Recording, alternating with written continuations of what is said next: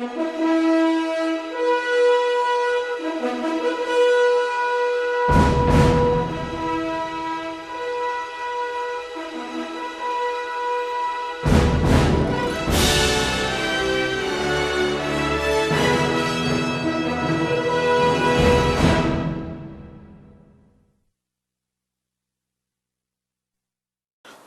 இயேசு கிறிஸ்துவின் நாமத்தில் தொலைக்காட்சி நேயர்களுக்கு அன்பின் வாழ்த்துக்கள். இந்த நிகழ்ச்சிகளை குறித்த உங்கள் கருத்துக்களை எங்களோடு பகிர்ந்து கொள்ளும்படி அன்போடு கேட்கிறோம். ஆண்டவர் தாமே உங்களை ஆஸ்வதிப்பாராக. இந்த நாளிலே தியானத்துக்கு ஆசீர்வாதமாக சங்கீதம் 119 சங்கீதம் 50 வசனத்திலிருந்து சில சத்தியங்களை உங்களோடு பகிர்ந்து கொள்ளும்படி விரும்புகிறேன்.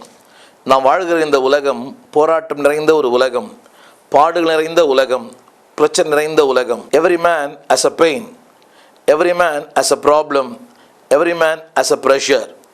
இது இல்லாத மனிதர்கள் இல்லை. பாடுகள் இல்லாத, போராட்டங்கள் இல்லாத, பிரச்சனை இல்லாத மனிதர்கள் யாரும் இல்லை. அதாவது நல்ல மனிதர்களுக்கும் போராட்டம் உண்டு, பெரிய மனிதர்களுக்கும் போராட்டம் உண்டு, அறிவாளிகளுக்கும் போராட்டம் உண்டு.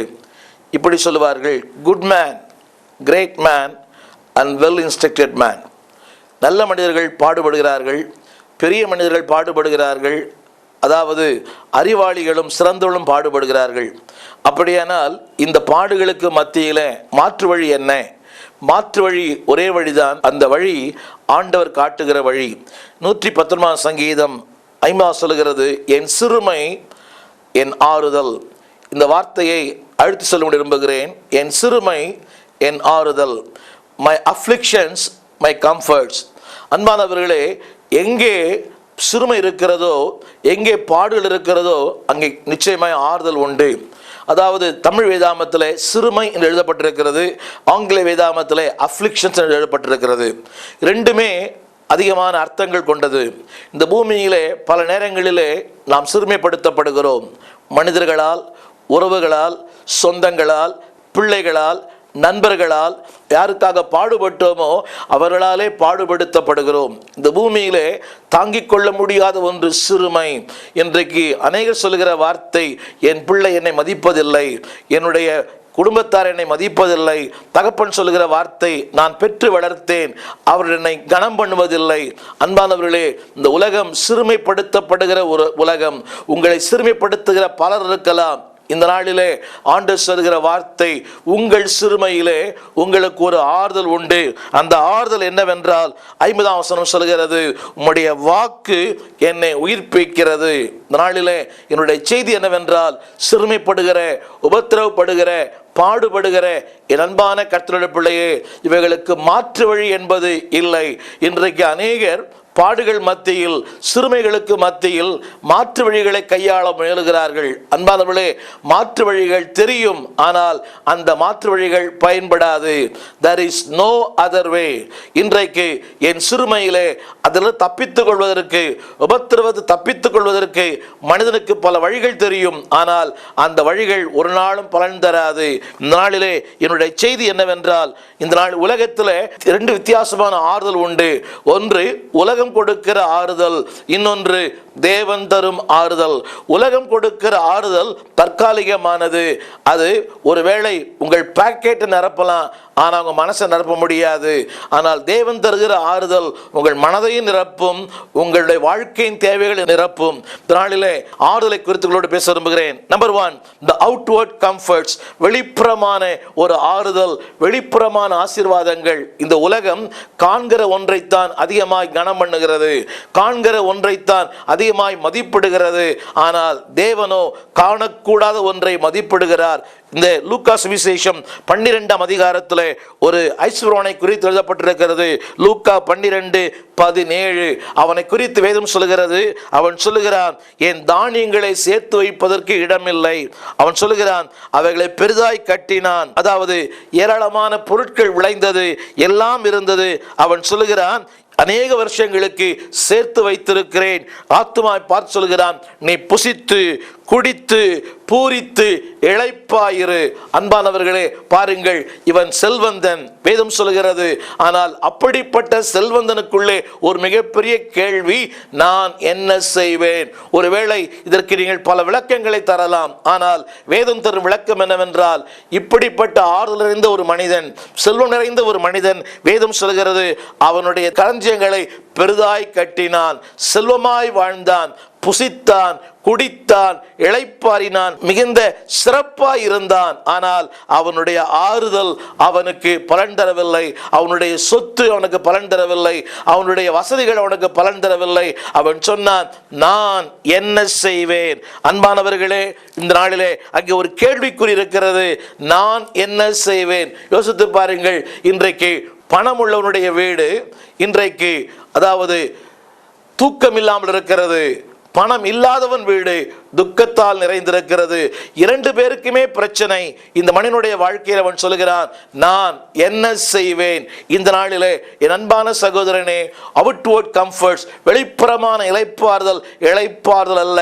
ஆண்டவர் சொன்ன வார்த்தை, வருத்தப்பட்டு பாரம் சுமக்கிறவர்களே, நீங்கள் இடத்துல வாருங்கள், நான் உங்களுக்கு இளைப்பாறுதல் தருவேன். இளைப்பாறுதல் என்ற வார்த்தையின் பொருள் என்னவென்றால், சோம்பேறித்தனமாய் இருப்பதல்ல. அங்கே ஆர் ரெஸ்ட் என்ற வார்த்தை பயன்படுத்தப்பட்டிருக்கிறது. அதற்கு விளக்கம் என்னவென்றால் REST. அதனுடைய அர்த்தம் என்னவென்றால், ஆர் என்ற வார்த்தைக்கு righteousness of God, E என்ற வார்த்தைக்கு earnestness of God, S என்ற வார்த்தைக்கு strength of God, T என்ற வார்த்தைக்கு truth of God. தமிழில் சொல்லுகிறேன், முதலாவது ரெஸ்ட், ஆர் என்ற வார்த்தைக்கு தேவன் தருகிற நீதி, righteousness of God. இரண்டாவது earnestness of God, தேவன் தருகிற உண்மை, strength of God, தேவன் தருகிற பலன், truth of God, தேவன் தருகிற சத்தியம். தேவன் தரும் இளைப்பாறுதலிலே சத்தியம் இருக்கும், நீதி இருக்கும், அதில் அவருடைய உண்மை இருக்கும். எல்லாவற்றுக்கும் மேலாக தேவனுடைய மகிமை காணப்படும். இங்கே நான் வாசித்த லூக்கா சுவிசேஷம் 12ஆம் அதிகாரத்தில் அந்த மனிதனுக்கு எல்லாம் இருந்தது, ஆனால் உள்ளத்திலே ஒரு தத்தளிப்பு இருந்தது. ஆனால் அதே வேதத்தில் இன்னொரு மனிதனை குறித்து வாசிக்கிறோம். அவனுக்குள்ளிருந்தானே ஒரு உள்ளான ஒரு ஆறுதல் என்னவென்றால், 116ஆம் சங்கீதம் 8ஆம் வசனம் சொல்லுகிறது, என் ஆத்துமாவே கர்த்தர் உனக்கு நன்மை செய்தபடியினால் நீ உன் இளைப்பாறுதலுக்கு திரும்பு. இந்த வார்த்தை திரும்ப சொல்ல விரும்புகிறேன். என் ஆத்துமாவே கர்த்தர் உனக்கு நன்மை செய்தபடியினால் உன் இளைப்பாறுதலுக்கு திரும்பு.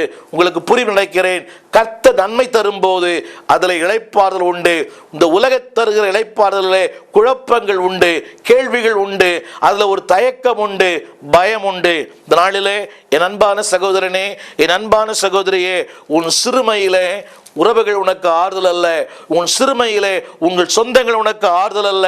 உன் சிறுமையிலே தேவரே உனக்கு ஆறுதல்.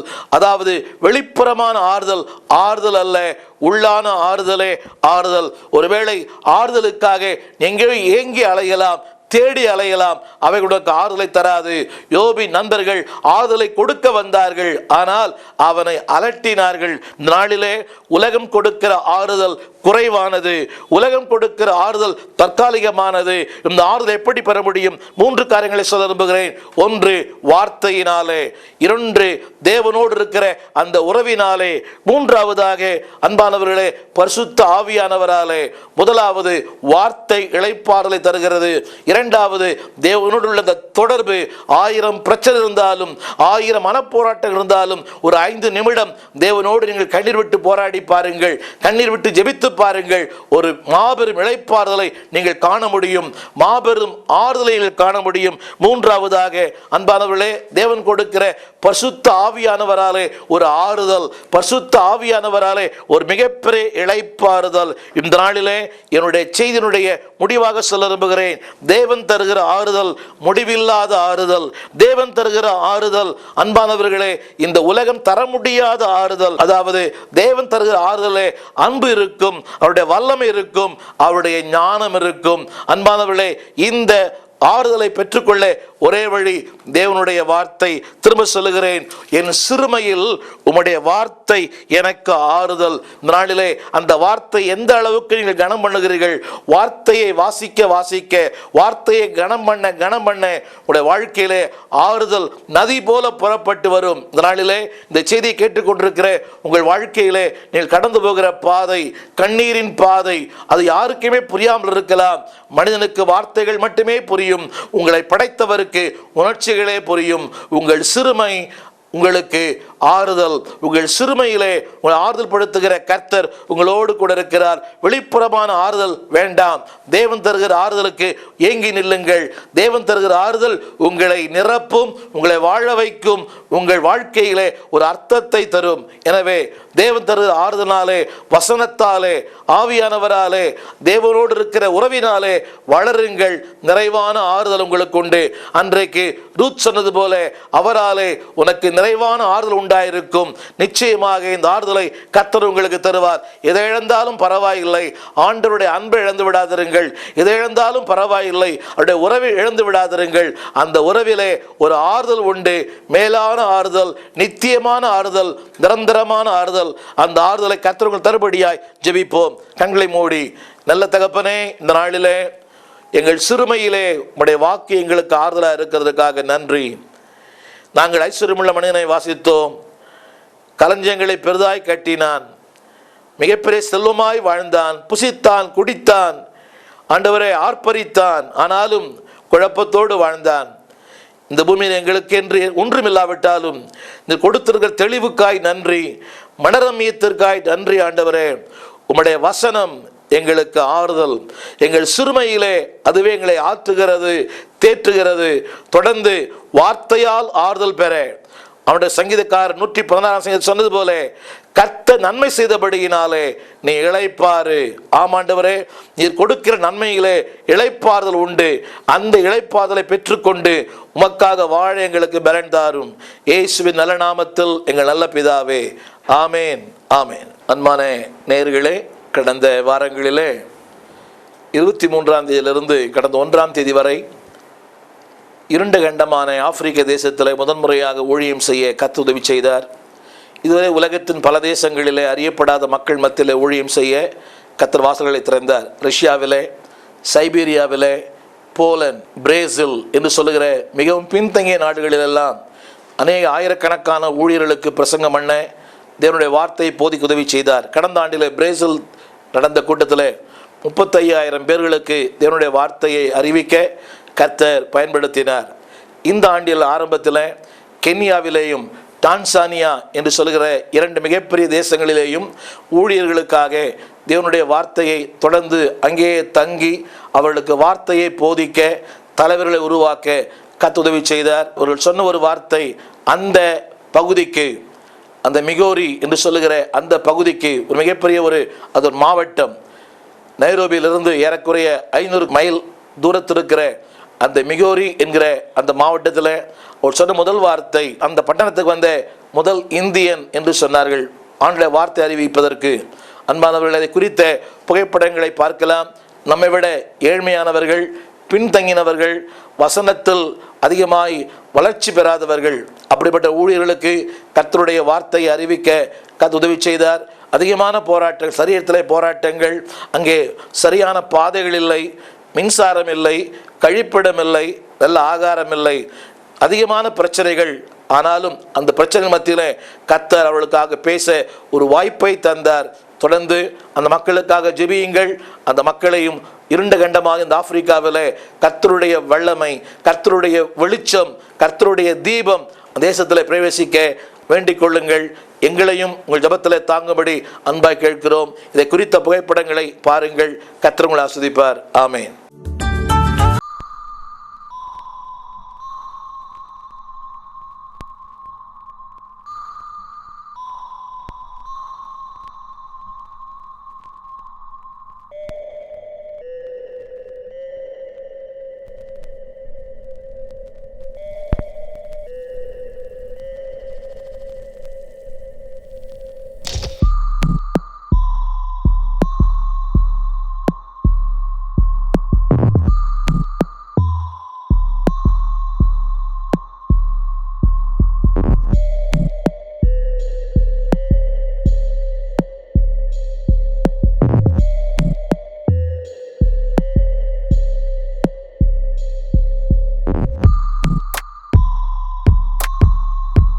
விலாசம்: போதகர் ஸ்டீஃபன் தேவகுமார், திறந்த வாசல் சபை, 65 பரமானந்த முதலி தெரு, 7 கிணறு, சென்னை 600001. எங்களுடைய தொலைபேசி எண் 25281985. எங்களுடைய மின் அஞ்சல் stephen_opendoor@hotmail.com. In English, Pastor Stephen Devakumar, Open Door Church, number 65, Paramananda Mudali Street, 7 Bells, Chennai 600001.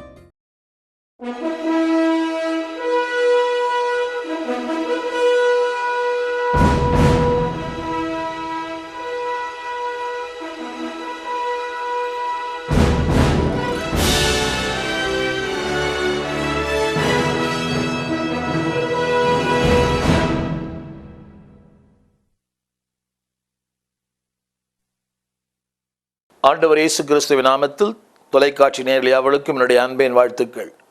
இந்த நிகழ்ச்சிகளை குறித்த உங்கள் கருத்துக்களை எங்களோடு பகிர்ந்து கொள்ள அன்போடு கேட்டுக்கொள்கிறோம். இது திருமறை தியானம். எனவே இது உங்களுக்கு பயனுள்ளவர்களாய் அமையவும், நீங்கள் மற்றவரோடு கூட பகிர்ந்து கொள்ளும்படியாக உங்கள் கருத்தில் வேதம் இருக்குமேனால் 1 சாமுவேல் 18ஆம் அதிகாரம் திருப்பிக் கொள்ள அன்போடு கேட்டுக்கொள்கிறேன். இந்த நாளில் என்னுடைய செய்தியின் தலைப்பு என்னவென்றால், வாழ்க்கையின் சவால்களை சந்திப்பது எப்படி? How to face a new challenges in our life. அன்பானவர்களே, ஒவ்வொரு நாளும் நம்முடைய வாழ்க்கையிலே புதிய புதிய சவால்கள், புதிய புதிய பிரச்சனைகள். நேற்றைய பிரச்சனை விட இன்றைக்கு ஒரு புதிய பிரச்சனை, நேற்று நாம் சந்தித்த சவால்களை விட இன்றைக்கு ஒரு புதிய சவால்கள். இதை சந்திப்பது எப்படி என்பதை குறித்து திருமறையின் ஆதாரத்தில் 1 சாமுவேல் 18ஆம் அதிகாரத்தில் சில காரியங்களை உங்களோடு பகிர்ந்து கொள்ளும்படி விரும்புகிறேன். இதற்கு உதாரணம், வாழ்க்கையின் பல சவால்களை சந்தித்த ஒரு தேவ மனிதன் தாவீது. இந்த தாவீது இரட்சகர் இயேசு கிறிஸ்துவுக்கு அடையாளமாய் காணப்படுகிறவர். தாவீது என்ற வார்த்தையின் பொருள் நேசிக்கப்படத்தக்கவர், beloved. இதைத்தான் பிதாவாகிய தேவன் குமாரனாய் கிறிஸ்துவுக்கு சொல்லும்போது, இவர் நேசகுமாரன், நான் இவரில் பிரியமாய் இருக்கிறேன். இந்த நாளிலே என்னுடைய செய்தியினுடைய தலைப்பு என்னவென்றால், 1 சாமுவேல் 18:14, தாவீது தன் செய்கைகளெல்லாம் புத்திமானாய் நடந்தான், கர்த்தர் அவனோடு கூட இருந்தார். அன்பானவர்களே, ஆரம்பத்தில் சொன்னது போல வாழ்க்கையின் புதிய புதிய சவால்களை சந்திக்க வேண்டுமானால் முதலாவது நீங்கள் தேவனுக்கு பிரியமாய் வாழும்போது, தேவனுடைய சித்தத்தை செய்யும் போது, உங்களுடைய செய்கைகளிலே நீங்கள் புத்திமானாய் நடக்கும்போது, திரும்ப சொல்லுகிறேன், அறிவாளியாய் இருப்பதல்ல, கல்லூரி கொடுப்பது அறிவு, கர்த்தர் கொடுப்பது ஞானம். அன்பானவர்களே, இங்கிருந்து வருவது அறிவு, மேலே இருந்து வருவது ஞானம். பரத்தில் இருந்து வருகிற ஞானம் சுத்தமுள்ளதாக இருக்கிறது, அதில் மாய்மாலம் இல்லை. வேதம் சொல்கிறது, தாவீது தன் செய்கைகள் எல்லாம், in other word, in all walks is life, அவருடைய வாழ்க்கையில் ஒவ்வொரு நேரங்களிலும் அவன் தேவனோடு நடந்தான், தேவனுக்குள் நடந்தான், தேவனுக்காகவே நடந்தான்.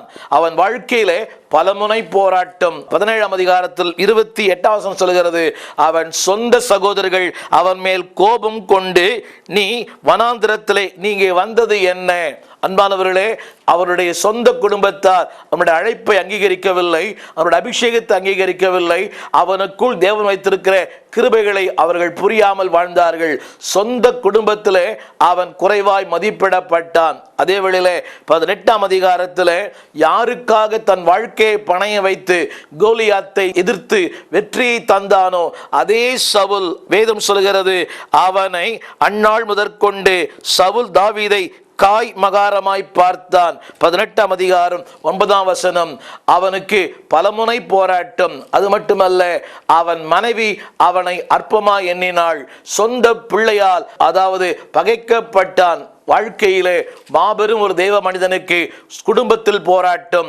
அன்பானவர்களே, அவன் யாருக்காக பாடுபட்டானோ பாடுபட்டவர்களாலே போராட்டம். மனைவியினாலே அற்பமாய் எண்ணப்பட்டான். சொந்த மகன் அவனை கொலை செய்யும்படியாக அவன் வாழ்க்கையிலே அவனுக்கு எதிரியா வில்லனாய் மாறினான். இப்படி பலமுனை தாக்குதலில் வாழ்ந்த அந்த தேவ மனிதனை குறித்து வேதம் சொல்கிறது, 1 சாமுவேல் 18:5, தன்னை அனுப்புகிற எல்லாரிடத்திற்கும் போய் அவன் புத்தியாய் காரியத்தை நடப்பித்ததினாலே. இந்த நாளிலே நான் சொல்லுகிற தலைப்பு என்னவென்றால், அன்பானவர்களே, he was an efficient man. வசனம் சொல்லுகிறது, புத்தியாய் காரியத்தை நடப்பதினாலே. அன்புக்குரியவர்களே, இவன் படித்தவன் அல்ல, மிகப்பெரிய ஞானி அல்ல, மிகப்பெரிய பட்டதாரியும் அல்ல, சாதாரண ஆடுகளை மேய்க்கிற ஒரு மனிதன். வேதம் சொல்கிறது, தன்னை அனுப்பின எல்லாரிடத்திற்கும் போய் புத்திமானாய் காரியங்களை நடப்பித்ததினாலே. அன்பானவர்களே, வேதம் சொல்கிறது அவனுடைய வாழ்க்கையில் என்னவானான்? அதிகாரியானான். இன்றைக்கு என்னுடைய முதல் குறிப்பு என்னவென்றால், he was accepted by all the people. திருமறை சொல்லுகிறது, அதாவது அவன் எல்லாருடைய ஜனத்தின் கண்களுக்கு முன்பாகவும் சவுலின் ஊழியக்காரருடைய கண்களுக்கு முன்பாகவும் பிரியமாயிருந்தான். அது மட்டுமல்ல, is an enlightened man. அவன் வாழ்க்கையிலே அவனை குறித்த தேவன் தன்னை அனுப்பி இருக்கிறார், தன்னை தெரிந்து கொண்டார், தன்னை குறித்த ஒரு மேலான நோக்கம் தேவனுக்கு உண்டு என்பதை அவன் புரிந்து கொண்டான். is an enlightened man. அதாவது இன்றைக்கு அநேகருக்கு தன்னை குறித்த வெளிச்சம் இல்லை. அன்புக்குரியவர்களே, உங்களை யார் என்று நீங்கள் புரிந்து கொள்ளாவிட்டால் உலகம் உங்களை புரிந்து கொள்ளாது. தாவீதுக்கு நன்றாய் தெரியும், பல முறை தாக்குதலும் அவனுக்கு தெரியும், தேவன் என்னை ஒரு காரணத்திற்காக, ஒரு காரியத்திற்காக, நோக்கம் இல்லாமல் இந்த இடத்திற்கு என்னை அனுப்பவில்லை. இரண்டாவது விளக்கம் சொல்ல விரும்புகிறேன், is an exalted man. வேதம் சொல்லுகிறது 1 சாமுவேல் 18:5 4வது வரியிலே, அவனை அவன் அதிகாரியாக்கினான். வாசித்து பாருங்கள் அன்பானவர்களே. ஒருவேளை திறமைகள் இல்லாமல் இருக்கலாம், அறிவு இல்லாமல் இருக்கலாம், பணபலம் இல்லாமல் இருக்கலாம், ஆனால் தேவன் உங்களை அனுப்பி இருப்பாரானால், தேவன் அனுப்பின இடத்தில் நீங்கள் உண்மையாய் வாழ்ந்தால், உத்தமமாய் வாழ்ந்தால், you will be exalted. கர்த்தர் உங்களை உயர்த்துவார். இன்றைக்கு அநேகர் சொல்லுகிறது, எனக்கு பின்னணி இல்லை, என்னை உயர்த்த யாரும் இல்லை, எனக்கு அவர் இல்லை, இவர் இல்லை. அந்த பெதஸ்தாவின் குலத்தில் ஒருவன் சொன்னான், என்னை கொண்டு விடுவதற்கு ஒரு